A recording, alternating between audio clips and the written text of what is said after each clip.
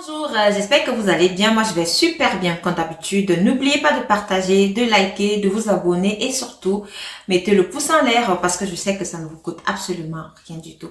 Bienvenue aux histoires d'Akuma. Comme je le dis tout le temps, ici, nous apprenons à travers nos histoires les morales de la vie et puis nous donnons des conseils. Alors, aujourd'hui, on va parler de l'histoire de Marilyn. Alors, l'histoire de Marilyn, elle m'a fait rire. En même temps, elle m'a fait pleurer. Parce que je ne comprenais pas comment une jeune dame de cet âge-là peut réfléchir de la sorte. Alors surtout, écoutez l'histoire et tirez votre morale. Marilyn alors était une jeune fille qui a commencé à aimer les hommes très tôt. À 13 ans, elle était déjà dans ce monde-là. Elle était déjà dans un monde de plaisir. Pour elle, elle s'en foutait. Et elle avait toujours sa cousine, vous savez. Dans les familles, il y a toujours une cousine avec laquelle on s'entend très bien. Alors, sa cousine là savait que Marilyn était déjà loin. Vous comprenez ce que je veux dire? Sa cousine savait que Marilyn était déjà loin par rapport aux hommes. Et lorsque Marilyn faisait ça, c'est toujours à sa cousine qu'elle venait se confier. Elle venait raconter à sa cousine comment c'était, les sensations qu'elle avait et tout. Mais sa cousine, elle était un peu réticente. Sa cousine, elle était encore pucelle. Elle ne voulait pas le faire. Elle se préservait. C'est comme ça que Marilyn alors, étant donné qu'elle avait déjà roulé la bosse, elle partait avec qui elle voulait, elle s'amusait, pour elle c'était un jeu, elle a eu 18 ans, elle était dedans, donc à 18 ans, c'était comme si elle avait déjà 40 ans dans ce domaine-là, elle a eu 20 ans, elle a eu 25 ans, mais alors ce qui était bien avec Marilyn, c'est qu'elle faisait ces choses-là, mais elle allait à l'école, parce que c'était vraiment une fille intelligente au niveau de l'école. Voilà, on peut dire ça comme ça. Parce que vous allez comprendre pourquoi est-ce que je dis ça. Et Marilyn alors, à 26 ans, elle a donc rencontré un monsieur. Tellement Marilyn avait déjà roulé la bosse avec les gars, elle ne s'attachait pas aux gars. Tout ce qui était important chez Marilyn, c'était d'aller avec les hommes, d'avoir des rapports avec ces hommes-là, d'avoir son plaisir, et c'était tout. Donc, comme je disais tout à l'heure, elle a donc rencontré un monsieur, elle avait déjà 26 ans. Le monsieur était tellement intéressé par la beauté de Marilyn. La beauté physique, parce qu'elle était aussi une belle femme, et la beauté intellectuelle, parce qu'elle était intellectuellement assise. Mais à cette époque-là, Marilyn n'avait pas encore de travail. Mais l'école, elle connaissait, parce que les diplômes, elle en avait. C'est comme ça qu'ils ont commencé leur relation. Le monsieur dit à Marilyn que vraiment, je suis très intéressée, tu me plais et puis j'aimerais t'avoir comme femme. Marilyn alors, qui était tellement contente de rencontrer ce genre de monsieur qui insiste tellement en lui disant que non, il aimerait l'avoir comme femme. Le monsieur, il mettait Marilyn à l'aise. Le monsieur, il faisait tout à Marilyn. Marilyn, comme d'habitude, elle venait toujours raconter à sa cousine. Elle lui racontait tout. Et ce monsieur même là, il connaissait déjà la cousine de Marilyn. Il s'entendait aussi bien avec elle. Et parfois même, il se confiait chez elle. Mais Marilyn, alors un beau jour, elle dit à sa cousine, tu sais, je pense que j'ai fait une gaffe. J'ai dit au monsieur là que j'étais encore plus seule. C'est comme ça que la cousine de Marilyn, elle se met dans à rire. Elle dit à Marilyn que, comme c'était par téléphone, elle lui dit, mais Marilyn, tu es folle là. Toi-même, tu sais quand est-ce que tu as commencé avec les hommes? Tu avais l'âge de 13 ans, donc tu as roulé la bosse, mais qu'est-ce que tu racontes là? Marilyn qui dit à sa cousine que mais non, mais si je t'appelle maintenant, c'est que j'aimerais bien que tu me donnes une astuce pour pouvoir resserrer le poutoulou, puisque avec mon fiancé, comme tu le sais, on n'est pas encore passé à l'acte, je le lui ai dit, et il m'a dit, il n'y a pas de souci, on va attendre après le mariage. Marilyn qui dit à sa cousine que je suis morte. Je suis cuite, je ne sais pas ce qu'il m'a... je ne sais même pas pourquoi j'ai raconté ça à mon fiancé. Je ne sais pas pourquoi je lui ai dit ça. La cousine de Marilyn qui dit à Marilyn que, ah, à ce niveau-ci, moi, je sais pas, hein.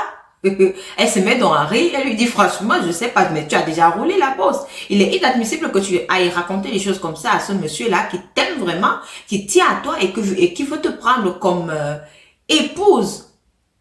Alors là, et tu me demandes de te donner une potion pour pouvoir resserrer là-bas, avoir l'impression que tu es encore pucelle. Mais cette histoire-là, c'est que tu prends le super glue, tu vas encore recoller alors. Donc, la cousine de Marilyn, elle disait ça à Marilyn comme ça, en riant, en blaguant. Elle ne savait pas que Marilyn allait prendre ça au sérieux. C'est comme ça qu'elles ont donc raccroché. Marilyn, alors, elle a commencé à réfléchir et ce qu'elle va faire, comment est-ce qu'elle va faire, comment est-ce qu'elle va se comporter, elle ne sait même plus. Alors, le mariage de Marilyn était alors à 3 jours. C'est comme ça que Marilyn eut alors une idée vraiment incroyable. Elle est allée à une boutique, dans une quincaillerie. Elle a acheté du super glue. Vous savez ce qu'elle a fait avec ce super glue? Elle a mis là-bas dans son poutoulou pour pouvoir refermer le poutoulou. Imaginez-vous un peu. Et je vais répéter, elle a pris le super glue, elle a mis là-bas pour resserrer l'endroit du super du poutoulou. Pour que lorsqu'elle va aller avec son monsieur, après la fête, lorsque le monsieur va vouloir, pour qu'il ait vraiment l'impression que elle était encore plus saine. C'est comme ça que, lorsque Marilyn a donc fait cela, elle a commencé à avoir mal au bas-ventre. Puisque, lorsqu'elle mettait même, tu n'as pas les yeux là-bas, tu peux pas bien voir en bas. Donc, Marilyn avait utilisé le miroir. Elle a mis là-bas, elle a collé, elle a appuyé tout le super glue dans le truc. Mais alors, le super glue a aussi bloqué. Vous voyez l'endroit où on fait pipi là, ça a bloqué tout. C'est pas possible. Marilyn, elle a des douleurs, elle est là, elle ne dit pas à sa famille, elle ne dit rien. Le lendemain, elle ne dit rien, le ventre se met, le bas-ventre se met donc à gonfler. Parce que là, il y a une substance inconnue qui est déjà entrée dans elle. Marilyn elle se tord dans sa chambre et dit à ses parents qu'elle est malade, elle a mal au bas-ventre, elle ne sait pas ce qui se passe et tout, mais elle ne peut pas dire ce qu'elle a fait. Le lendemain du mariage, on est obligé d'appeler son fiancé pour lui dire que non, il faut pas d'abord qu'il vienne, il faut qu'il attende parce que Marilyn se plaint, elle dit qu'elle est malade. Le fiancé dit non, lui, il veut sa femme, il va venir. C'est comme ça que il est donc venu pour le mariage avec, pour la dot. Il est venu avec sa famille et tout, avec tout ce qu'il a apporté pour la dot de Marilyn. C'est comme ça que Marilyn ne pouvait même plus se lever. C'est comme ça qu'en cachette, Marilyn, elle a pris son téléphone et a appelé sa cousine qui était en chemin aussi en train de venir pour la dot de sa soeur. Elle lui dit, est-ce que tu sais ce que j'ai fait? J'ai très mal au bas-ventre, mon ventre gonfle. Je ne sais pas ce qui se passe. J'ai mis le super glue là-bas pour coller. Sa cousine lui dit, quoi? Mais moi, quand je te disais ça, j'étais en train de blaguer. Ce n'était pas pour que tu prennes ça au sérieux. Comment tu peux réfléchir de la sorte? Comment tu peux réfléchir de la sorte, prendre le super glue et mettre dans des parties si sensibles? Elle dit à Marilyn que là où je suis là, c'est comme si je vais mourir. J'ai tellement mal au bas-ventre. Mon ventre a gonflé en 3 jours. Où je suis là, je ne mets que les carottes. Pour qu'on ne voie pas que le ventre a gonflé. Donc, je ne sais même pas ce que je dois faire. Elle a fini de causer avec Marilyn. Elle a dit, Marilyn lui dit, mais dis à tes parents. Marilyn dit à sa cousine que mais mon mari et sa famille sont même déjà là avec tout le monde pour le mariage, pour la dot. Je suis encore couchée, je ne sais pas ce que je dois faire. Seigneur. Il faut vivre hein, pour écouter ce genre d'histoire. C'est comme ça que la cousine de Marilyn arrive alors au lieu du mariage. Elle arrive, elle appelle d'abord, elle va d'abord dans la chambre, elle cause encore avec sa soeur Marilyn. Elle ressort, elle va voir la maman de Marilyn et dit à Marilyn que... Elle dit à la maman de Marilyn que demandez à Marilyn ce qu'elle a où. Demandez-lui ce qu'elle a où. Marilyn a commencé à se tordre. Le mari même est arrivé dans la chambre. Il est arrivé dans la chambre, il voit sa femme, sa future épouse dans cet état. Il dit non. C'est comme ça qu'ils ont donc transporté Marilyn. Ils l'ont amenée à l'hôpital. Arrivé à l'hôpital là-bas, on a fait l'échographie. Le mari qui s'étonne d'abord comme Marilyn m'a dit qu'elle est pucelle, donc pour lui il n'a pas de problème. Mais pourquoi le bas-ventre fait mal? Pourquoi ça gonfle? C'est comme ça qu'on fait l'échographie. On se rend compte qu'elle a de l'eau dans le ventre, le bas-ventre. Marilyn dit alors aux gens ce que tu as fait pour qu'on puisse t'aider. Elle ne dit pas. Elle est là, elle se tord. On lui donne des médicaments, rien du tout. C'est comme ça que Marilyn, elle a fait 1 semaine là-bas. Toute la nourriture que son futur époux avait amené, tout ce qu'il a amené, il a laissé ça là-bas chez sa mère parce qu'il a dit, bon là, je considère que la dot est déjà faite, mais ce qu'il y a lieu de faire maintenant, c'est d'aller sauver Marilyn. 1 semaine après, donc à l'hôpital, Marilyn est décédée. Quand elle est donc décédée comme ça, tout le monde était étonné puisqu'on ne comprenait même pas pourquoi est-ce qu'elle est décédée. On a commencé à penser aux choses mystiques et tout. Pourtant, ce n'était pas ça. La cousine de Marilyn qui était là, elle savait exactement ce qui s'était passé. Elle savait de quoi est-ce que Marilyn souffrait. Elle n'arrive pas à dire. Aujourd'hui, on a déjà enterré Marilyn. Mais la cousine de Marilyn ne dort pas. Elle fait des cauchemars. Et dans ces cauchemars, elle voit Marilyn qui vient lui dire quoi? Pourquoi tu m'avais dit de faire ça?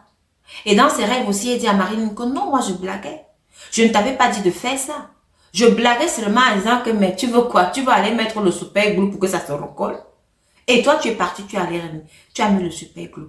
Donc, Marilyn, elle est en train de harceler sa cousine dans les rêves en lui disant que non, tu dois aller dire à mes parents pourquoi est-ce que je suis décédée. Tu dois dire parce que mon fiancé qui est resté là, il doit savoir pourquoi est-ce que je suis décédée.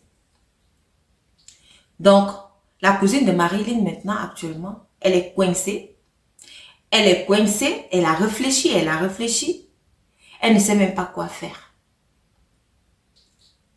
Elle ne sait pas quoi faire. Elle-même, elle a maigri. Sa maman lui demande ce qu'elle a. Elle n'arrive pas à parler. Elle n'arrive même pas à dire à sa maman ce qu'elle a. On voit seulement comment la cousine de Marilyn maigrit.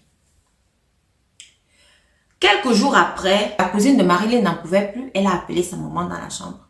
Elle a raconté toute cette histoire à la maman. La maman a posé les mains sur la tête que non, elle ne peut pas garder ça. Elle ne peut pas être complice. C'est comme ça qu'elles sont donc parties dans la famille de Marilyn. Arrivé là-bas, on a invité tout le monde. On a aussi invité le fiancé de Marilyn qui était resté. Et c'est comme ça que la cousine de Marilyn a donc raconté cette histoire. Donc tout le monde est en pleurs. Tout le monde ne comprend pas comment une fille aussi intelligente au niveau de l'école, c'est pour ça que je disais ça, que au niveau de l'école. Parce que lorsque tu es vraiment intelligent et que tu as tous tes sens, un tel acte, tu ne peux pas le poser. Parce que ce genre d'acte a des conséquences. Voilà maintenant que tout le monde a été au courant. Elle a tout raconté, elle a dit à ses parents que non, mais Marilyn, elle a commencé avec des hommes à 13 ans. Elle a raconté toute l'histoire, que c'est parce qu'elle a rencontré son fiancé là, qu'elle a dû faire cela parce qu'elle avait raconté à son fiancé qu'elle était encore plus seule. Voilà donc l'histoire de Marilyn. J'espère que vous avez tiré la morale de cette histoire-ci. J'espère que vous vous êtes régalés. Et j'espère aussi qu'à travers cette histoire, vous allez pouvoir surveiller vos enfants, causer avec elles, savoir à quel niveau ils sont, être vraiment ouvert avec vos enfants par rapport à ce domaine-là. Et puis, évitez aussi ces histoires-là qu'on dit que donne-moi les astuces pour resserrer le poutoulou. Donne-moi les astuces pour resserrer, pour avoir l'impression que non, je suis encore pucelle. Non, la seule astuce qu'on connaît ici, c'est l'eau. Quand tu te laves, vous n'avez pas encore fait l'expérience, une expérience naturelle.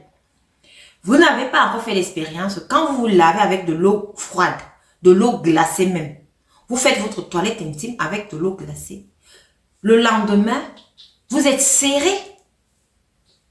Vous êtes serré, c'est quelque chose de naturel. Donc, laissez les histoires que, bon, voilà, donnez-moi le secret, oh, voilà le secret pour resserrer telle chose, pour resserrer le poutoulou, voilà le secret pour avoir l'air vierge. Tout ça, c'est faux. C'est faux. À part de l'eau froide, c'est tout. Ça, c'était l'histoire de Marilyn. Aujourd'hui, elle a passé sa vie à trépas. Merci de m'avoir écouté et rendez-vous à la prochaine vidéo. Et surtout, likez, abonnez-vous et partagez.